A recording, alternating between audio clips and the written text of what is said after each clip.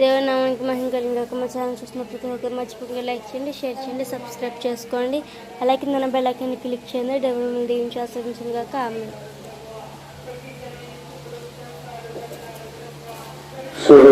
మన ప్రభువుడు రక్షకుడైన యేసుక్రీస్తు నామములో మీ అందరికీ కూడా నా యొక్క శుభాలు తెలియజేస్తూ ఉన్నాను.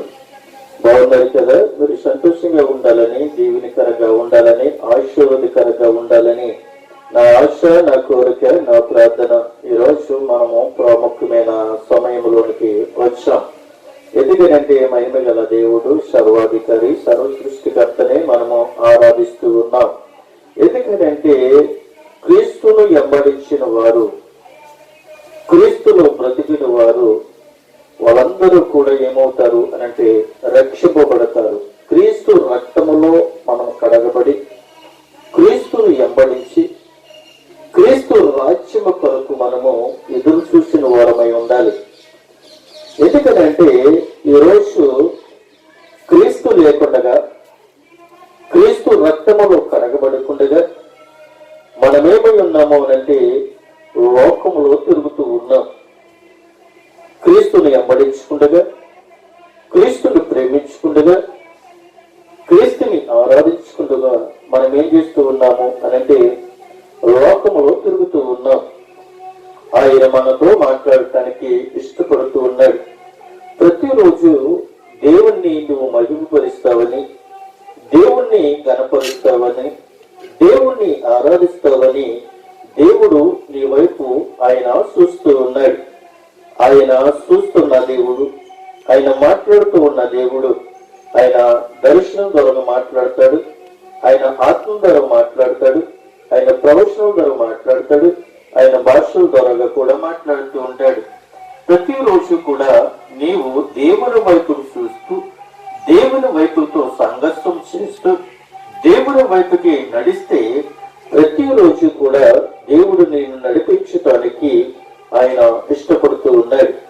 ఎందుకనంటే పాపమనే ఊపులో పడిపోతున్న మనలను, పాపములో కుటుంబట్లాడిపోతున్న మనలను, పాపములో జీవిస్తున్న మనలను దేవుడు విడిపించటానికి, దేవుడు రక్షించటానికి ఆయన మన మధ్యకి ఆయన వచ్చాడు.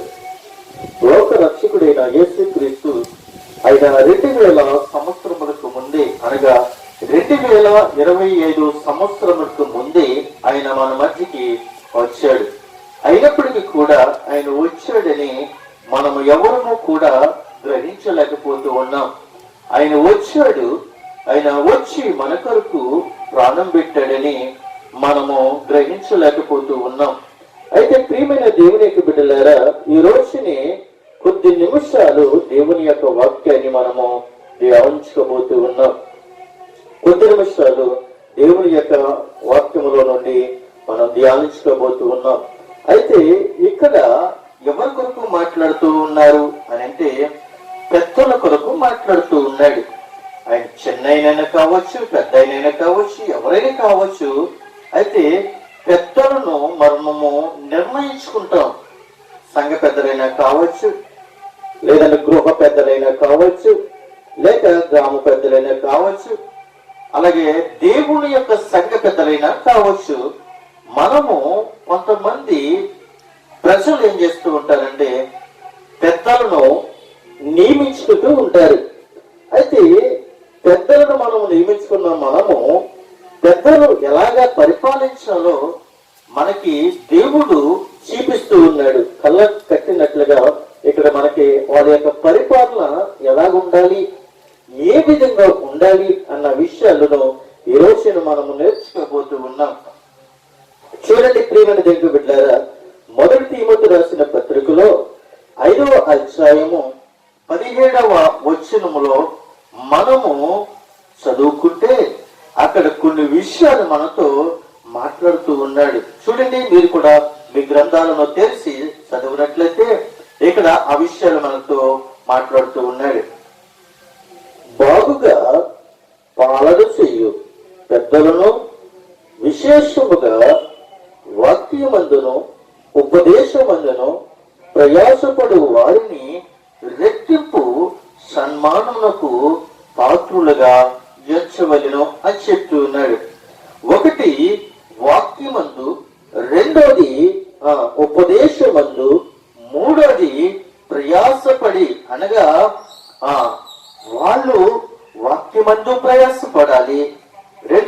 ఉపదేశమందు ప్రయాసపడాలి. ఈ విధంగా వాళ్ళు ప్రయాసపడితే వాళ్ళకి ఏం జరుగుతుంది అని అంటే సన్మానమునకు వాళ్ళు పాత్రులు అని చెప్పి ఉన్నారు. చూడండి, ఒక ఉదాహరణగా మనం చెప్పుకుంటే మన గ్రామ పెద్దల్లోనే మనము కొంతమందిని చూసుకుంటేట్లయితే గ్రామ పెద్దల్లో కొంతమంది గ్రామ పెద్దలని నియమించుకుంటూ ఉంటారు. గ్రామానికి 2 3 లేక 4 నియమించుకుంటూ ఉంటారు. వీరు ఈ యొక్క గ్రామ పెద్దలు ఈ గ్రామాన్ని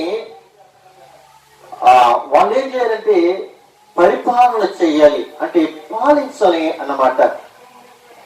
అయితే ఈ గ్రామములో 4 పెద్దలని మనం నియమించుకున్నప్పుడు ఈ 4 పెద్దలు కూడా ఏమై ఉండాలి అని అంటే పరిపాలన చేసేవారిలా ఉండాలి. పరిపాలన చేసేవారిలాగా ఉండాలి. వాళ్ళ యొక్క కుటుంబం యొక్క బాగుయోగులు కనిపెట్టేవారిలాగా ఉండాలి.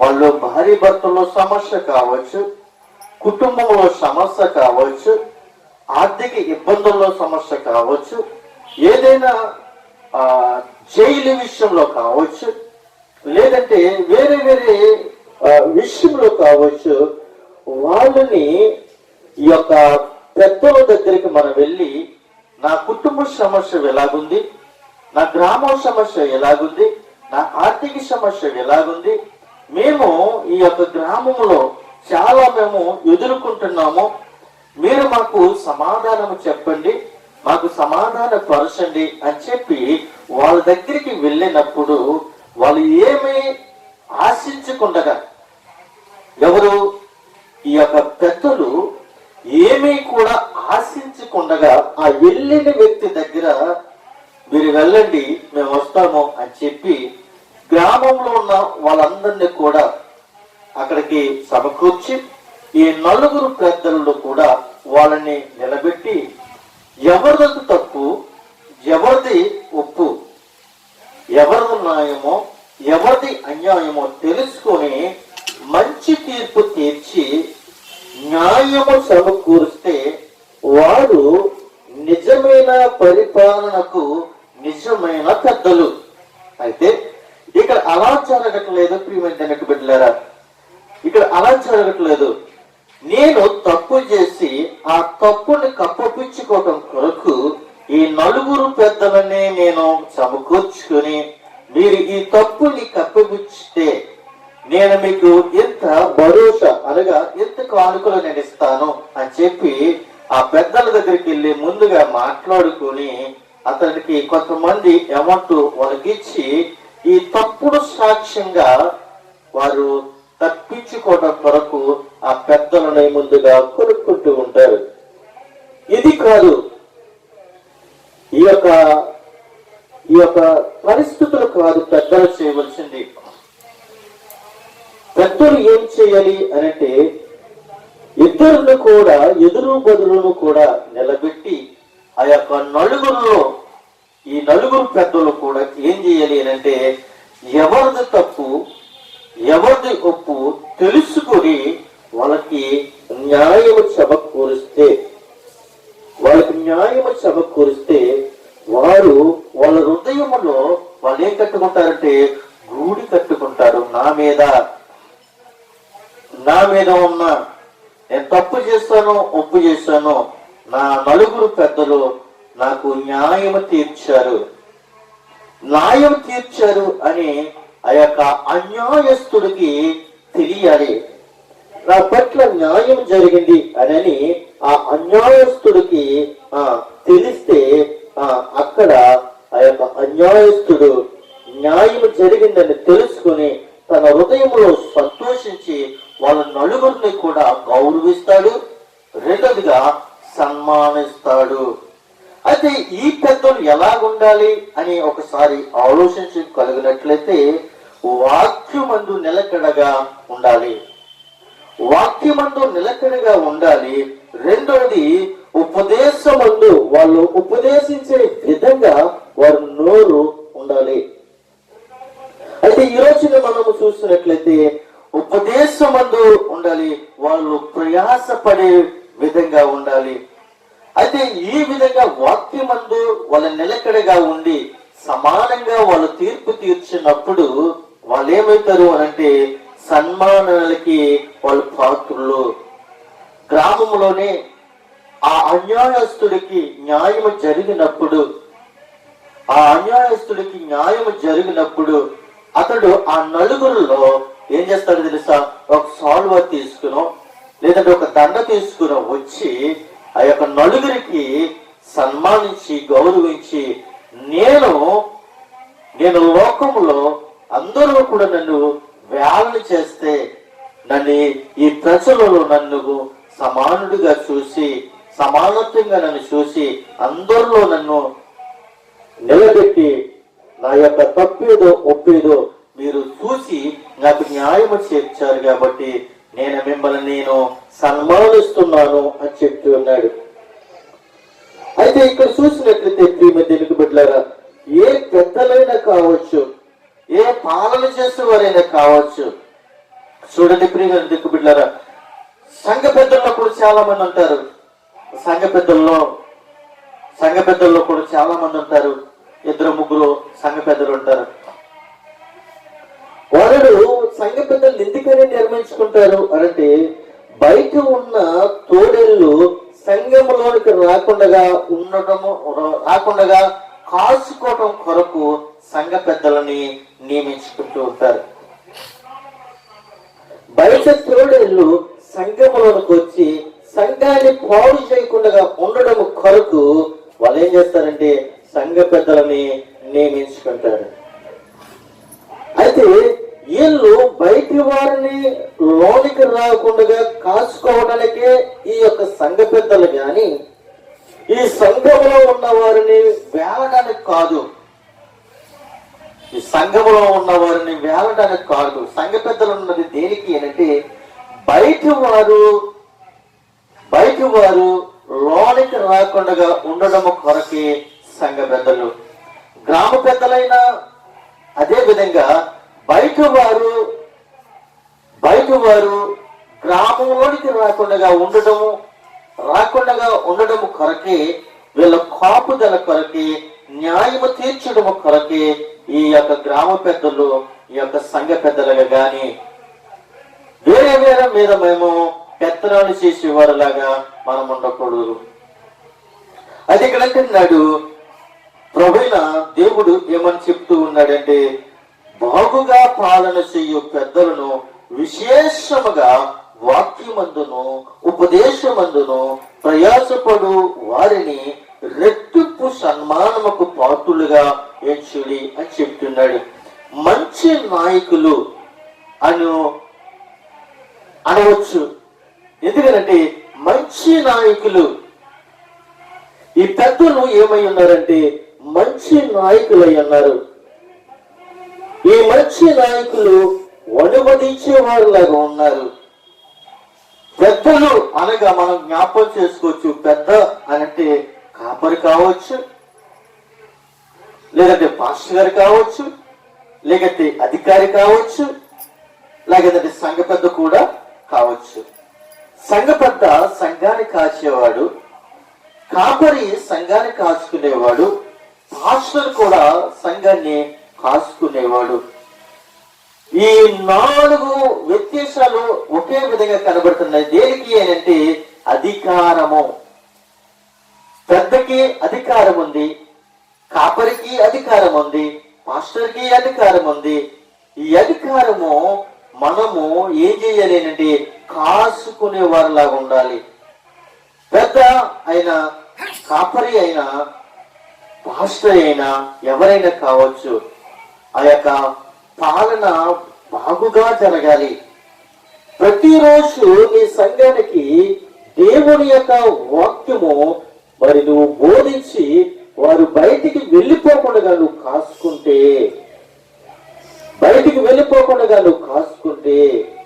బయట వారు లోనకి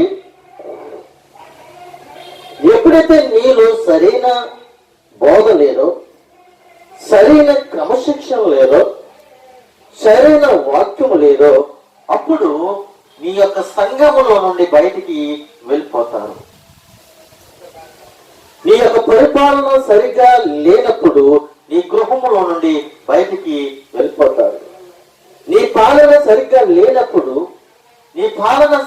లేనప్పుడు బయటి గ్రామంలోనికి వెళ్ళిపోతారు. బయట వారిని అనుసరిస్తూ ఉంటారు. వాళ్ళు చెప్పిందే వేదం, వాళ్ళు చెప్పిందే చట్టమని వాళ్ళు బయటికి వెళ్ళిపోయి నీ యొక్క సంఘాన్ని, నీ యొక్క గ్రామాన్ని, నీ యొక్క మాటలని వాళ్ళు ఏం చేస్తారు అంటే తిరస్కరిస్తూ ఉంటారు. నీ మాటకు లెక్క లేదు, నీ బోధకు లెక్క లేదు, నీ వాక్యానికి లెక్క లేదు. ఎందుకని అంటే నీవు బాగుగా పరిపాలించలేదు. నువ్వు బాగుగా పరిపాలించలేదు కాబట్టి నీ యొక్క సంఘములో నుండి, నీ యొక్క గ్రామంలో నుండి వారికి న్యాయం జరగలేదు కాబట్టి వారు ఏమైపోతారు అంటే బయటికి వెళ్ళిపోతారు. బయటికి వెళ్ళిపోకుండా ఉండడం కొరకి గ్రామ పెద్దలు, బయటికి వెళ్ళిపోకుండా ఉండడం కొరకి సంఘ కాపరి, బయటికి వెళ్ళిపోకుండా ఉండడం కొరకి పాస్టర్ గారు. ప్రియమైన దేవునికి బిడ్డలారా, గృహ పరిపాలన జరిగించాలి అంటే ఆ గృహం యొక్క యజమానుడు క్రమంగా ఉండాలి. గృహ పరిపాలన సరిగ్గా జరగకపోతే నీ కుటుంబం అంతా కూడా చల్లాచెదరైపోతుంది. అలాగే సంఘములో ఉన్న సంఘ కాపరి సరిగ్గా లేకపోతే, సరిగ్గా బోధించకపోతే, సరిగ్గా ఉపదేశించకపోతే, సరిగ్గా ఖండించకపోతే, సరిగ్గా దిద్దుబాటు లేకపోతే నీ సంఘములో నుండి సంఘ బిడ్డలందరూ కూడా బయటికి వెళ్ళిపోతారు. నీ సంఘాలు నువ్వు కాపాడుకోవాలి. నీ కుటుంబాన్ని నువ్వు ఎలాగైతే కాపాడుకుంటూ ఉన్నావో అలాగే అదే విధంగా నీ సంఘాన్ని నీవు కాసుకోవాలి. నీ బిడ్డలందరూ కూడా బయటికి వెళ్ళిపోకుండా, నీ సంఘ బిడ్డలందరూ కూడా లోకంలో కలిసిపోకుండా, నీ సంఘ బిడ్డలందరూ కూడా వేరొక వ్యక్తుల దగ్గరికి వెళ్ళిపోకుండా నీ యొక్క నువ్వు ఏమై ఉండాలి అంటే మంచి పాలన చేయాలి. మంచి వాక్యాన్ని నువ్వు ప్రకటించేవాడులా ఉండాలి. ఎందుకనంటే ప్రియమైన దేవుని బిడ్డలారా, బాగుగా మనం పాలన చేసినప్పుడే నీవు గ్రామానికి గౌరవం. నువ్వు సంఘాన్ని బాగుగా పరిపాలించినప్పుడే, సంఘానికి నువ్వు సరైన వాక్యము ప్రకటించినప్పుడే నువ్వు నిజమైన కాపరివి, నిజమైన దైవజనుడివి. 4 సంఘాలు పెట్టుకొని నలుగురికి 4 విధాలుగా మాట్లాడడం కాదు. సంఘాలు కాసుకునే విధము మనం నేర్చుకోవాలి. బయట నుండి అనేకమైన తోడేళ్లు వచ్చి వెతుకుపోతున్నాయి అనంటే మనలో ఏమి లేదు అనంటే క్రమం లేదు, నిజమైన బోధ లేదు, నిజమైన క్రమశిక్షణ లేదు, నిజమైన పాలన లేదు. ప్రియమైన దేవుని బిడ్డలారా, నిజమైన పాలన పెద్దలు ఎలా పాలించాలంటే వాక్యముతో పాలించాలి, వాక్యముతో ఉపదేశించాలి, వాక్యముతో పాలించాలి, వాక్యముతో ఉపదేశించాలి. వాక్యము ద్వారాగా వాళ్ళని నడిపించేవారులాగా ఉండాలి, వాక్యములో వాళ్ళని దట్టించేవారులాగా ఉండాలి, వాక్యములో వాళ్ళని ఖండించేవారులాగా ఉండాలి, వాక్యములో వారికి బుద్ధి చెప్పేవారులాగా ఉండాలి.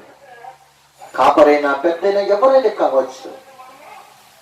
రోజుని కుటుంబాలు నాశనం అయిపోవడానికి కారణం ఏమిటి అంటే నిజమైన ఖండింపు లేకపోవటమే, నిజమైన దిద్దుబాటు లేకపోవటమే, నిజమైన వాక్యం నీలో లేకపోవటమే. ప్రతిరోజు నువ్వు వాక్యం చదివితే, ప్రతిరోజు వాక్యం నువ్వు ధ్యానిస్తే క్రమశిక్షణను తప్పికపోవు కానీ క్రమశిక్షణలో నువ్వు నడుస్తావు, క్రమశిక్షణలో నువ్వు జీవిస్తావు, క్రమశిక్షణలో నువ్వు పరిగెడతావు, క్రమశిక్షణని నువ్వు ప్రతి దానిని కూడా వినియోగించుకుంటావు. ఏదైనా తప్పు నీ దగ్గరకు వస్తున్నప్పుడు ఇది మంచిది కాదు అని నువ్వు దానిని బయటికి నెట్టేస్తావు. కానీ ప్రియమైన దేవుని బిడ్డలారా, మంచి పాలన జరగాలి అంటే వాక్యముతోనే మనము పాలించాలి, వాక్యముతో పాలించాలి, వాక్యముతోనే ఉపదేశించాలి. చూడండి ప్రేమ దానికి బిడ్డలు, అప్పుడు సంఘ పెద్దలకైనా గౌరవం దొరుకుతుంది, కాపరికైనా గౌరవం దొరుకుతుంది, మాస్టర్ గారికైనా అక్కడ ఏం జరుగుతుంది? గౌరవము జరుగుతుంది. మంచి వాక్యం చెప్పినప్పుడు, నువ్వు ఖండించి చెప్పినప్పుడు, దిద్దుబాటు చేసినప్పుడు గౌరవము పెరుగుతుంది. అయ్యో మా పాస్టర్ గారు, మా సంఘ పెద్ద గారు, మా యొక్క కాపరి మా కొరకు ఎంతో శ్రమించి ఎంతో బాధలతో వేదనలో వచ్చినప్పటికీ కూడా వాక్యముతో మమ్మల్ని ఆయన దిద్దుబాటులో మమ్మల్ని దిద్దుతూ మమ్మల్ని కాస్తూ ఉన్నాడు, మా కొరకు ప్రార్థన చేస్తూ ఉన్నాడు అని వారికి సంతోషం వచ్చి వాళ్ళు ఏం చేస్తారంటే నేను సన్మానిస్తారు. సన్మానించేవాడిలా ఉండాలి కానీ నీవు సన్మానానికి హీనుడుగా ఉండకూడదు అని ప్రభు ఇక్కడ మనకి సెలవిస్తూ ఉన్నాడు. చూడండి, ఆ పాలన చేస్తున్నప్పుడు మనం ఎలా ఉండాలి అంటే, 2-3 సాక్షులుంటేనే పెద్దల మీద దాడులు మరి దోషారోపణ అంగీకరింపకము అంటున్నాడు. చాలా మంది కూడా పెద్దల మీద ఏం చేస్తూ ఉంటారంటే దోషారోపణ అంగీకరించుకోమని చెప్తున్నారు.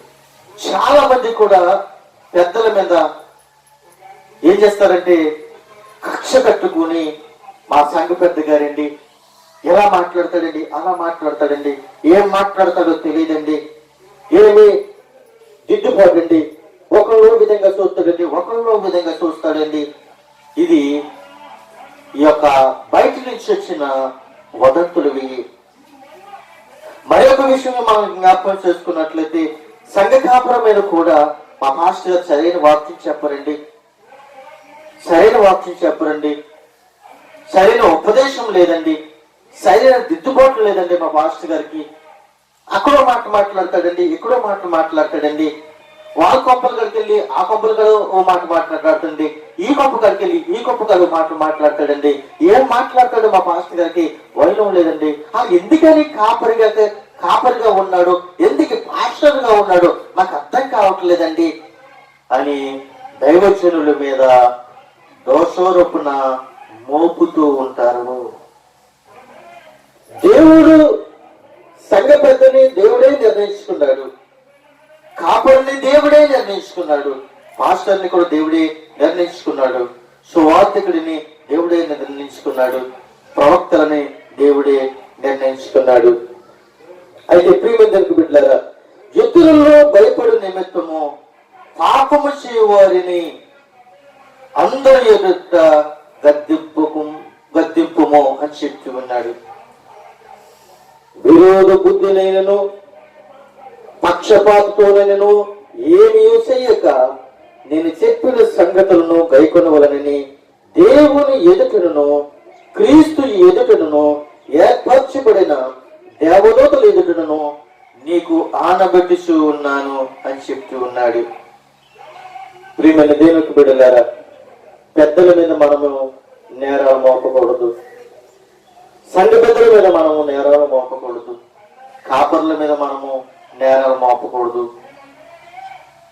మాస్టర్ల మీద మనము నేరాలు మోపకూడదు అని పరిశుద్ధాత్మ దేవుడు ఈ రోజున మనతో ఆయన మాట్లాడుతున్నాడు. మరొక విషయాన్ని మనం జ్ఞాపకం చూసినట్లయితే ఆయన మరొక విషయాన్ని మనతో ఆయన మాట్లాడుతూ ఉన్నాడు. అపోస్తుల కార్యములు 28వ అధ్యాయములోనికి మనం వచ్చినట్లయితే 28వ అధ్యాయము 10వ వచనంలో మనం చూసినట్లయితే మరి ఒక విధంగా ఆయన మాట్లాడుతున్నాడు. మరియు వారు అనేక సత్కారములతో మమ్మను మర్యాద చేసి మేము వాడ ఎక్కి వెళ్ళినప్పుడు మాకు కావలసిన వస్తువులు తెచ్చి వాడలో ఉంచేరి అని చెప్తూ ఉన్నారు. అక్కడున్న వారు ఏం చేశారు అని అంటే, పౌలును సత్కారముతో మర్యాద చేసి వారు ఏం చేశారు అంటే, వాడ ఎక్కి వెళ్ళినప్పుడు పౌలుకు కావలసిన వస్తువులు ఇచ్చి ఆ వాడలో ఉంచి వారు వెళ్ళినట్లుగా చూస్తున్నాం. అపోస్తులైన పౌలు ఏం కలిగి ఉన్నాడు అనంటే దేవుని యందు భయభక్తులు కలిగి ఉన్నాడు. దేవుని సువార్తలో, దేవుని యొక్క పరిచర్యలో అనేకమైన అన్యజనులు ప్రజలు లోకంలో కలిసిపోతున్న బిడ్డలందరినీ కూడా దేవుని వైపుకు ఆయన నడిపించి ఆయన ఏమి పొందుకున్నాడు అనంటే అపోస్తుడు అని పిలువబడ్డాడు, సువార్తకుడు అని పిలువబడ్డాడు. సంఘాలకి పత్రికలు రాసే ఒక రచయితగా మనకి కనబడుతూ ఉన్నాడు. వాళ్ళందరూ కూడా పౌలును తెలుసుకున్నారు. పౌలు యొక్క సువార్త, పౌలు యొక్క పత్రికలను, పౌలు యొక్క విధానము వారు తెలుసుకుని పౌలుని ఏం చేస్తారు అంటే వారు మర్యాద చేసి సత్కరించి వారిని ఏం చేశారంటే వాడు ఎక్కి వెళ్ళినప్పుడు వారు ఏం చేశారంటే కొన్ని వస్తువులు తీసుకొని ఆ వాడలో పెట్టి వాళ్ళని పంపించినట్లుగా మనం చూస్తూ ఉన్నాం. దైవజనుడైనా కావచ్చు, సంఘ పెద్దలైనా కావచ్చు, గ్రామ పెద్దలైనా కావచ్చు, నీవు ఏమై ఉండాలి అంటే సత్కారములో నువ్వు పాలు పంపులు పొందుకోవాలనంటే, నిజమైన పరిపాలన జరిగించాలి అంటే, నిజమైన పెద్దగా, నిజమైన కాపరిగా, నిజమైన పాస్టర్గా, నిజమైన దైవజనుడిగా నీవు సత్కారము పొందుకోవాలి అంటే, మర్యాద పొందుకోవాలి అంటే, నీకు కొన్ని వస్తువులు ఇచ్చి నిన్ను పంపించాలి అంటే నీవు ఏమై ఉండాలంటే క్రీస్తు వైపుకు నువ్వు ఉండాలి. క్రీస్తు వాక్యములో నువ్వు బోధించేవాడులాగా ఉండాలి. క్రీస్తుని ఎంబడించేవాడులాగా నువ్వు ఉండాలి.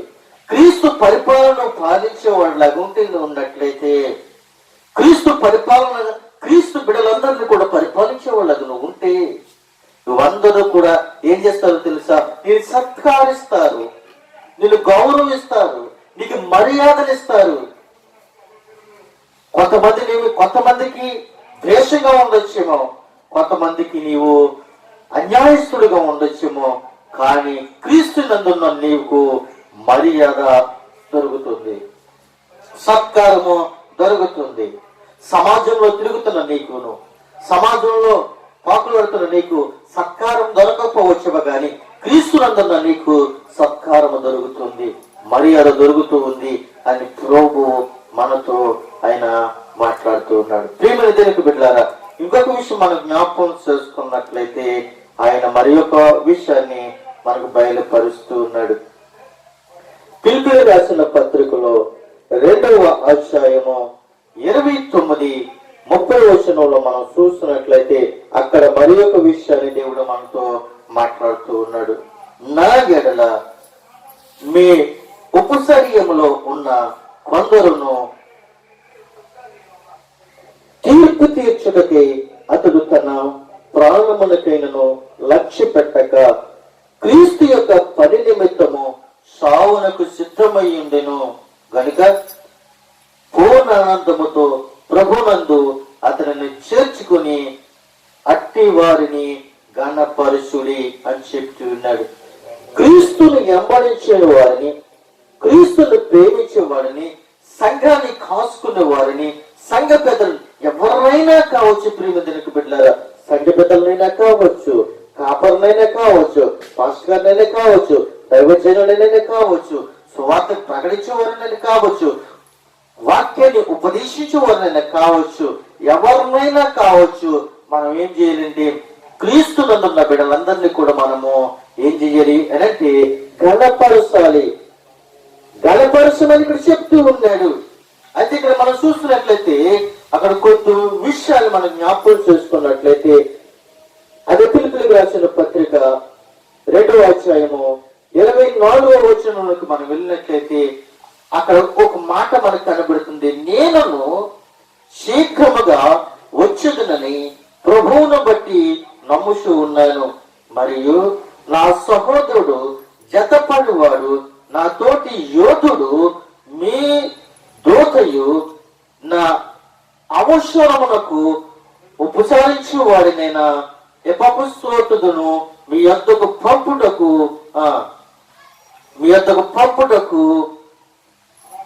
అగత్యమని అనుకుంటుని. అయితే అతడు రోగి ఆయనని మీరు వింటిరి గనుక అతడు మీ అందరినీ చూడవలనని మిగిలి అపేక్షించగలవాడే విచారించుతూ ఉండేను అని చెప్తూ ఉన్నాడు. ఇక్కడ అపొస్తలుడైన పౌలు ఒక మాట చెప్తూ ఉన్నాడు. ఇక్కడ ఒక వ్యక్తి ఏమై ఉన్నాడు అనంటే ఏమై ఉన్నాడంటే రోగై ఉన్నాడు. ఎపస్తోతు మీ యొద్దకు పంపుటకు అగత్యమని అనుకుంటుని, అయితే అతను ఏమై ఉన్నాడు అనంటే అతను రోగై ఉన్నాడు. రోగై ఉన్నప్పటికీ కూడా మిమ్మల్ని అందరినీ కూడా చూడాలని అపేక్షించుతూ ఉన్నాడు. చూడండి, ఎవరైనా రోగి ఉన్నప్పుడు మనము రోగి యొద్దకు మనం వెళ్ళి వాళ్ళని పలకరించాలని మనం అనుకుంటాం. కానీ ఇప్పుడు చూస్తే ఎవరైనా రోగి ఉన్నప్పుడు కానీ, ఎవరైనా మంచం మీద పడిపోయినప్పటికీ కానీ, ఎవరైనా మంచం మీద లెగలేని పరిస్థితులు ఉన్నప్పటికీ కానీ వాళ్ళ దగ్గరికి వెళ్ళి మనం ప్రార్థన చేయలేం. వాళ్ళ దగ్గరికి వెళ్ళి మనము ప్రార్థన చేయలేం. ఎందుకంటే వాళ్ళకున్న పరిస్థితులు మనకు వచ్చేస్తాయేమని. ఎవరైనా మంచం మీద ఉండి వాళ్ళు లెగలేని పరిస్థితుల్లో ఉన్నప్పుడు ప్రార్థన చేయడానికి చాలా మంది వెళ్ళరండి. ఎవరైనా ఆపదలో ఉన్నప్పుడు ఆపదలో ఉన్న వ్యక్తి దగ్గరికి వెళ్ళి ఎవరెళ్ళి ప్రార్థన చేయరు. ఎందుకంటే వాళ్ళ సమస్యలు గిని వెనుకొచ్చేస్తాయేమో అని భయపడుతూ ఉంటారు, వినడం మానేస్తూ ఉంటారు. కానీ దైవజనుడు అలాగా ఆలోచించడు. ఎవరైనా రోగి ఉన్నప్పుడు వెళ్ళి ప్రార్థన చేస్తాడు. ఎవరైనా మంచం మీద లెగలేని పరిస్థితులు ఉన్నప్పుడు వెళ్ళి ప్రార్థన చేస్తారు. ఎవరికైనా ఏదైనా కుటుంబ సమస్య వచ్చినప్పుడు ఆ కుటుంబ సమస్య కొరకు ప్రార్థన చేస్తాడు. ఆ కుటుంబంలో ఏదైనా కలతలు వచ్చినప్పుడు ఆ కలతలు రాకుండా ఉండడం కొరకు ఉపవాసం ఉండి ప్రార్థన చేస్తాడు. ఇది దైవజనుడికున్న లక్ష్యము, దైవజనుడికున్న ఒక లక్ష్యము. కాబట్టి దైవజనుడు భయపడడు. దేవుని యందు భయభక్తులుగా ఉన్న దైవజనుడు కాబట్టి నీ కొరకు ప్రార్థన చేస్తాడు. కానీ ఈ రోజుల్లో చూసినట్లయితే ఎవరైనా అనారోగ్యంగా ఉన్నప్పుడు ఎవరు వెళ్ళి పలకరించట్లేదండి. ఎందుకని ఏంటంటే వాళ్ళకున్న సమస్యలు వచ్చేస్తాయేమో, వాళ్ళకి ప్రార్థన చేస్తే ఆ ప్రార్థన ద్వారా వాళ్ళకున్న సమస్యలు తిరిగి వచ్చేస్తాయేమో అని భయపడుతూ వాళ్ళ దగ్గరికి వెళ్లకుండా ప్రార్థన చేయకుండా వాళ్ళు ఏం చేస్తారంటే తప్పించుకుంటూ తిరుగుతూ ఉంటారు. అయ్యా మా కొరకు ప్రార్థన చేయండి, ఇంటికి వెళ్ళి మేము ప్రార్థన చేస్తామండి. మా దగ్గర ప్రార్థన చేయండి అంటే ఇంటికి వెళ్ళి ప్రార్థన చేస్తామని చెప్తూ ఉంటారు. అయ్యా మా కొరకు ప్రార్థన చేయండి, మా ఇంటికి వచ్చి ప్రార్థన చేయండి అంటే మా ఇంటికి వెళ్ళి నేను ఉపవాసం ఉండి ప్రార్థన చేస్తానులే. ఇది తప్పించుకుంటూ తిరుగుతూ ఉంటాం ప్రియమైన బిడ్డలారా. కానీ ఎవరైనా రోగి అన్నప్పుడు నూనె రాసి ప్రార్థన చేయమన్నాడు. ఎవరైనా మనుషుల మీద లేగలేని పరిస్థితుల్లో ఉన్నప్పుడు వెళ్ళి నూనె రాసి ప్రార్థన చేయమని దేవుడు చెప్పాడు. అంతే తప్ప గాని నేను ఇంటికి వెళ్ళి నేను మోకరించి ప్రార్థన చేస్తానండి, కూర్చొని ప్రార్థన చేస్తానండి, పరుగులు ప్రార్థన చేస్తానండి, ఎవరైనా ప్రార్థన వింటారు? నీకు అక్కడ సమస్య జరిగినప్పుడు ఆ సమస్య ప్రకారంగా నువ్వేమై ఉండాలండి, ప్రార్థన చేసే వాళ్ళ ఉండాలి. కానీ ఇక్కడ రోగముతో పడి ఉన్నప్పుడు రోగి ఉన్న వ్యక్తి అతను ఏమై ఉన్నాడంటే అక్కడ ఉన్న వ్యక్తులందరినీ చూడాలని ఆశ కలిగి ఉంది. ఆశ కలిగి ఉన్నాడు. అపొస్తలుడు రోగి ఉన్నప్పటికీ కూడా, ఆయన సావుకి సిద్ధమైనప్పటికీ కూడా ఏం చేశాడు అంటే అక్కడ ఉన్న ప్రజలను చూడాలని ఆశ కలిగి ఉన్నాడు. ఆరోగ్యంగా ఉన్నవాడు వెళ్ళి పలకరించాలని అతనికి లేదు, కానీ రోగి ఉన్నవాడికి మాత్రము అక్కడ ఉన్న వాళ్ళందరినీ కూడా పలకరించాలి, వాళ్ళందరినీ చూడాలి అని అతను ఆశ కలిగి ఉన్నాడు అని చెప్తూ ఉన్నాడు. అతను విచారిస్తూ ఉన్నాడు. నిజంగా అతను రోగి ఉన్నాడు, సావుకు సిద్ధమై ఉన్నాడు, కానీ దేవుడు అతన్ని కనికరించి అతను మాత్రమే గాక నా దుఃఖము మీద దుఃఖము కలుగుటకై నన్ను కనికరించెను. కాబట్టి మీరు అతనిని చూసి మనలా సంతోషించే నిమిత్తము నాకున్న దుఃఖము కలుగు నిమిత్తము అతనిని మరీ శీఘ్రముగా పంపితుని. నా ఎడల మీ ఉపశర్యంలో ఉన్న కొదువును తీర్చుటకై అతడు తన ప్రాణముకైనను లక్ష్య పెట్టక క్రీస్తు యొక్క పని నిమిత్తము సావుకి సిద్ధమై ఉండెను గనుక పూర్ణ ఆనందముతో ప్రభునందు అతన్ని చేర్చుకుని అట్టి వారిని గణపరచుడి. మనము రోగులతో ఉన్న వారిని మనం ఏం చేయాలంటే గణపరచాలి. చాలా మంది ఏదైనా కుష్ఠరోగం ఉన్న వ్యక్తి దగ్గరికి వెళ్ళి మనం అతన్ని ఆశ్రయించుకుంటాం. ఎవరికైనా కాళ్ళలోంచి కానీ చేతుల్లోంచి కానీ ఏదైనా పురుగులు పడుతున్నప్పుడు శరీరంలోంచి అతనిని మనం అసహాయించుకుంటూ ఉంటాం. ఎవరికైనా ఏదైనా సమస్య వచ్చినప్పుడు ఆ సమస్యల ప్రకారంగా మనము అతని అసహాయించుకుంటూ ఉంటాం. దేవుడు అంటున్నాడు, వాళ్ళు రోగి ఉన్నప్పుడు వాళ్ళని ఏం చేయాలి అంటే గణపరచండి, వాళ్ళు గౌరవించండి, ప్రేమతో వాళ్ళని పలకరించండి అని చెప్తున్నాడు. ఒక రోగి దగ్గరికి వెళ్ళి, అయ్యా నీ రోగము దేవుడు తీసేస్తాడు, నీకు ఏ రోగము ఉండదు, ఏ మరణకరమైన రోగం ఉండదు, నిన్ను వెంటాడదు. ఎందుకంటే క్రీస్తు ఆయన రక్తము ద్వారాగా నిన్ను స్వస్థపరుస్తాడు. నీ పాపముల కొరకు నా పాపముల కొరకు ఆయన ఏం చేశాడంటే మరణించాడు. కాబట్టి మనము మరణ భయం నుండి తప్పింపబడ్డాం. కాబట్టి మరణకరమైన రోగం వచ్చినా కూడా, మరణకరమైన సావు వచ్చినా కూడా, మరణకరమైన లోనికి వెళ్ళిపోయినప్పటికీ కూడా క్రీస్తు నందులో ఉంటే నువ్వు ఘనపరచబడతావు. అందుకే ఇక్కడ అతను సావుకు సిద్ధమైనప్పటికీ కూడా అతను ఏమై ఉన్నాడేనంటే అందరిని చూడాలన్న ఆలోచన అతనికి ఉంది. ఈ ఆలోచన అతనిలో పుట్టినందుకు దేవుడు ఏం చేశాడంటే అతడిని కనుకరించాడు. కనుకరించి అతనిని మీరు గణపరచండి అని చెప్తూ ఉన్నాడు. మనము రోగులను గణపరిచే వారుగా ఉండాలి. బలహీనలను మనం ఏం చేయాలంటే గణపరిచే వారులాగా మనం ఉండాలి. అయితే దేవుడు ఎపస్త్రోతును కనుకరించాడు. ఎపస్త్రోతు క్రీస్తు యొక్క పరినిమిత్తము సావునికి సిద్ధమైనప్పటికీ కూడా దేవుడు అతడిని కనుకరించినట్లుగా మనం చూస్తూ ఉన్నాం. ఎంత గొప్ప దేవుడు మన దేవుడు అండి, ఎంత మహిమగా దేవుడు మన దేవుడు. ఆయన ఏమై ఉన్నాడు అనంటే మనలను ఏం చేస్తాడు అంటే రోగముతో ఉన్నప్పటికీ కూడా దేవుడు మనల్ని ఏం చేస్తాడు అనంటే ఆయన మనల్ని గణపరిచేవారులా చేస్తాడు. గణపరిచే విధముగా మనం చేస్తాడు. ప్రియమ తెలుగు బిడ్డలారా, మన ఘనహీనులు కాదు, గణపరచబడే వారమై ఉన్నాము, గణపరిచే వారమై ఉన్నాం. ప్రియమ తెలుగు బిడ్డలారా, మరొక విషయాన్ని చూసి నేను ముగించడానికి ఇష్టపడుతూ ఉన్నాను. మొదటి దశలోని పత్రికలో 5వ అధ్యాయము 12-13 విషయంలో మనం చూస్తున్నట్లయితే క్రీస్తు పరిచర్య పనిని బట్టి ఘనముగా ఎంచబడాలి అన్న విషయాన్ని ఇక్కడ మనం చూడబోతూ ఉన్నాం. మరియు సహోదరులారా, మీరు ప్రయాసపడుచు ప్రభువునందు మీకు పైవారై ఉండి మీకు బుద్ధి చెప్పు వారిని మననం చేసి వారి పనిని బట్టి వారిని ప్రేమతో మిక్కిలి ఘనముగా ఎంచవలనని వేడుకొనుచున్నాము.